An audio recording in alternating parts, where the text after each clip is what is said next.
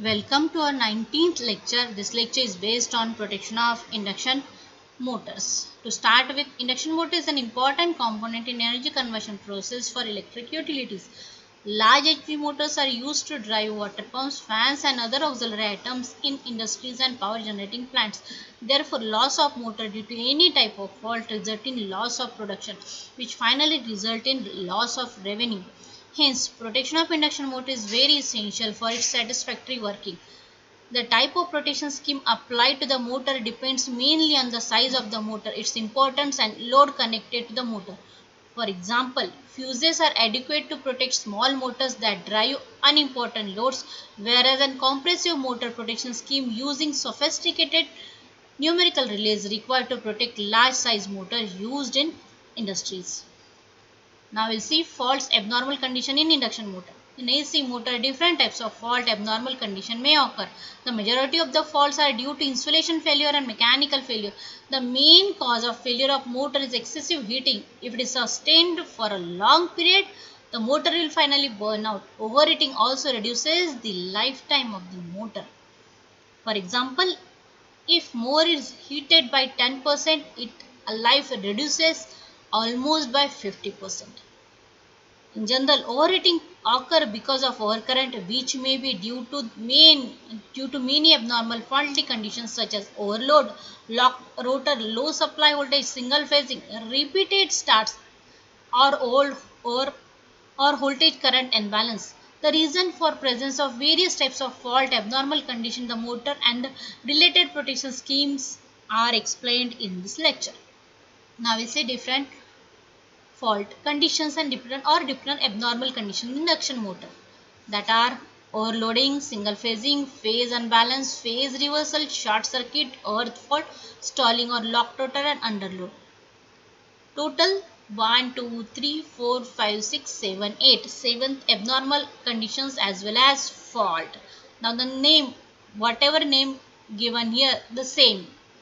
The name itself tells what it is: overloading, single phasing, phase reversal, short circuit, earth fault, stalling or locked rotor, and then underload. Overload. All motors can withstand overload within their design limit for a specified duration. In general, an induction motor is designed in such a manner that it can take 10 to 20% overload with reference to its rated current continuously. However, as the degree of overload increases, the heating effect also increases, which finally result in damage of insulation of the motor winding. One can easily find out thermal withstand capacity of that motor from current versus time curve. This characteristics gives values of time limit for different values of overload current. Single phasing. This you know. Single phasing is the worst kind of current voltage unbalance condition. When a load using three-phase power sources is subject to the loss of one of the three phases from the power distribution system, single phasing occurs. This condition may occur because of downline or blowing out of the fuse of any of the three phases or supply system, or of the motor itself. The loss of one of the three phases line causes serious problem for induction motor. The three-phase motor may continue to run by taking more current in the remaining healthy phases, but it is not capable of starting during single phasing. The motor winding get overheated because of the flow of negative sequence current. It also create unbalance in the three-phase voltages. Now phase unbalance. When the three-phase voltage supplied to the motor is not balanced with respect to the magnitude of phase, the currents are unbalanced in the three phases. An unbalance just of 5% can reduce output of 25%. So definitely this is important. And also this unbalance causes heating of the motor. Next is phase reversal. Phase reversal in the motor is very dangerous situation. If a motor is not designed to run in reverse direction, if it runs in opposite direction, then definitely there is possibility of severe damage to the gearboxes, material flow problems in case of industries, and hazard to the operating personnel in case of industries. The motor is disconnected in the reverse polarity, then it produces negative sequence current nearly 100%, which is detected by negative sequence relay or negative sequence protection. Short circuit, this you know. Insulation failure due to shortening of any two or all three phases of the motor is known as short circuit. Thermal overload relay protect motor against overload situation when the temperature of the motor rises at a very slow rate. When temperature is increasing at very slow rate, then thermal overload relays are sufficient to protect induction motor. But when fault is severe or when it is short circuit, then definitely in that case temperature rises more. In that case thermal overload relay is not sufficient to protect induction motor. In that separate protection is needed, and this separate short circuit protection scheme is required which operate instantaneously and protects induction motor. Earth fault, shortening of any one or more phases of the motor with the earth because of failure of insulation is known as earth fault protection. Next, stalling or locked rotor.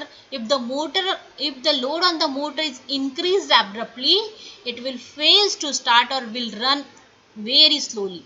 This condition is known as stalling of the motor. If the motor is stalled while running or when starting the motor, it is necessary to disconnect the motor immediately using the protective device and not wait until the motor becomes hot, because this will cause serious damage to the it will increase the temperature of the motor. This reduces motor stress and even protects machinery if it is protected immediately.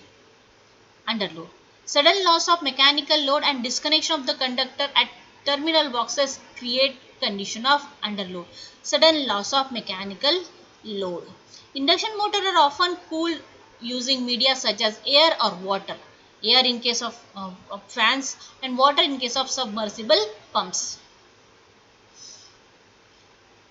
Inadequate cooling medium due to underload will result excessive motor heating. So definitely for this reason underload protection should be provided to the motors connected to such loads. Many protective schemes are available to protect motor against various types of faults and abnormal conditions that are ranging from simple overload protection to the comprehensive digital protective scheme where number of protections are employed in one unit. Now thermal overload protection, now we'll see protective scheme for induction motor. In that, thermal overload protection is the basic form of protection. The primary protective element of the motor protection relay is thermal overload element, which is accomplished through motor thermal image modeling. This model accounts for all thermal processes in the motor during starting and running at normal overload, at normal condition, overload condition, standstill or stop condition. Okay.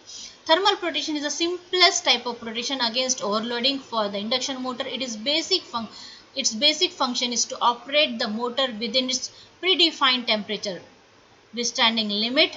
For this purpose, usually two philosophies are used. First is direct method and second is indirect method. Generally for small motors we are using direct method, that is using RTDs, resistance temperature detectors or thermistor. And second is measurement of temperature by using indirect method. That means this we are using in case of numerical relays, using the data of phase currents and driving equation that gives equivalent thermal state of the motor. In that, the relay takes a decision to disconnect the motor based on the data available. Now, for that we require time versus characteristics or starting characteristics of induction motor. Now, in this figure you can see starting curve and a relay curve for induction motor. This is motor starting curve. This is motor starting curve. Here three characteristics are matching. First characteristics, this characteristics instantaneous relay. The second characteristics is inverse time over current relay, and third characteristics is thermal relay characteristics. Okay, that means I square RT. Okay, so here for protection of induction motor, three characters to achieve protection against this all faults which are coming under this overload, underload, whatever the faults we have considered, total 8 types of fault. So we require, for to match these characteristics, we require 3 curves or 3 types of protection. First is instantaneous, second is inverse time, and third is thermal, because these 3 characteristics combines this motor starting curve. Okay. The inverse time overcurrent relay is used for locked rotor protection, whereas instantaneous overcurrent relay is used for the heavy short circuit protection of induction motor. Okay. Protection against unbalance.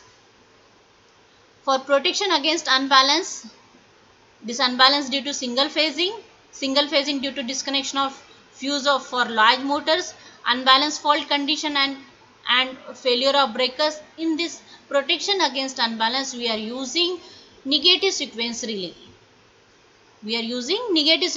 For small motor, phase unbalance relays are used. Protection against phase reversal, again negative phase sequence current, it will measure negative phase sequence current, and for that, for protection against phase reversal, we require negative sequence current, negative sequence measurement relay. Now for phase fault protection, as in generator, for phase fault, earth fault is detected, because earth fault is detected by your earth fault relay. But for phase fault, okay, these conditions, what are that conditions? We are earth fault, phase reversal, phase unbalance, single phasing, overloading. This can be detected with the help of these 3 characteristics which already we have discussed. Now for short circuit, for phase faults, for phase fault protection, we require differential protection. Okay, we require differential protection. For small motor, phase fault protection is achieved through overcurrent relay instead of differential relay.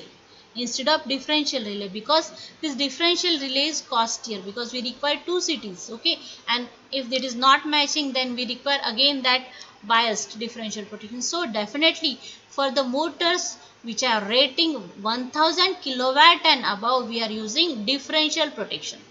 For the motors, for large motors, which are rating greater than 1000 kilowatt, we are using differential protection scheme.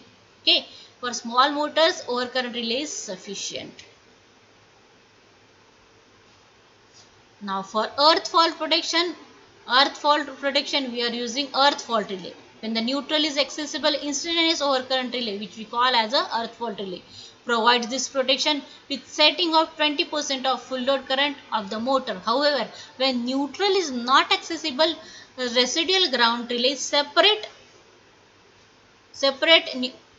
residual ground relay is used for protection against this earth fault. We have to use, because that neutral it is not directly accessible, so we need separate ground relay for protection against for earth fault. Okay. Now stalling protection. Now stalling protection is required in a motor at the time of starting and running. We have 2 types of setting. It is achieved with the help of overcurrent relay, because it is matching characteristics. A relay with I square T characteristics can be set for permissible overload for starting, in starting condition, and in running condition. In starting condition, temperature is less, while in running condition, temperature is greater. The heat is produced in the rotor and the stator winding is 10 to 15 times the heat produced during the rated condition. The motor can withstand this type of extreme heating condition only for limited time period. This time limit depends on the applied voltage and I square T limit. A relay with I square T characteristics can be set for any permissible overload. So for this stalling protection, we require overcurrent relay with different setting. 2 different ways we are using.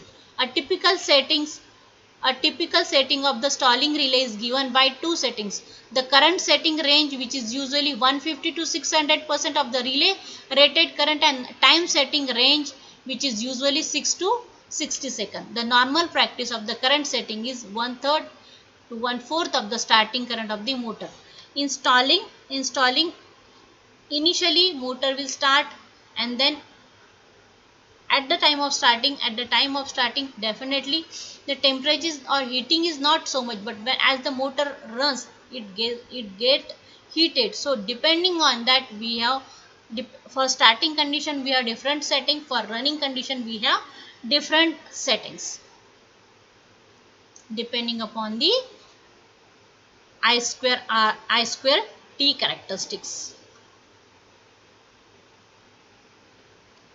Now for loss of load protection, we are using overcurrent relay, definite time overcurrent relay. The usual practice is to use definite time overcurrent relay, which recognizes the difference between no load before the application of load and no load after the application of the load. In this relay, three parameters are required to be set, namely undercurrent threshold, time associated with this threshold, and inhibit start time delay. Okay. Now next, for under voltage we require, as in differential protection, as in protection of generator, we require under voltage relay which gives protection against this under voltages. Now recap. The induction motor undergoes a few abnormal conditions such as overloading, single phasing, phase unbalance, phase reversal, short circuit, earth fault, stalling or locked rotor, and underload. For these, for small motors, thermal protection, thermal overload relay is sufficient. Okay, for large motor we require different protections. Okay, the protection employed for induction motor against the abnormalities and thermal overload are thermal overload protection, protection against unbalanced current, protection against phase reversal, phase fault protection, earth fault protection, stalling protection, loss of load protection, and under voltage protection. Now if we are considering digital relay, this protection combines in one unit. Okay, the diagram I am showing here. Okay, look here, we are using, this is digital relay where measurement of temperature by direct RTD or thermistor is given here. The residual current measurement is carried out using CBCT. Okay, this is residual current measurement, this CT, all this connected, everything is combined here because all three currents we are getting here, and earth current is also getting here. So here we are combining all characteristics using numerical relay. Okay, so now this example you have to solve.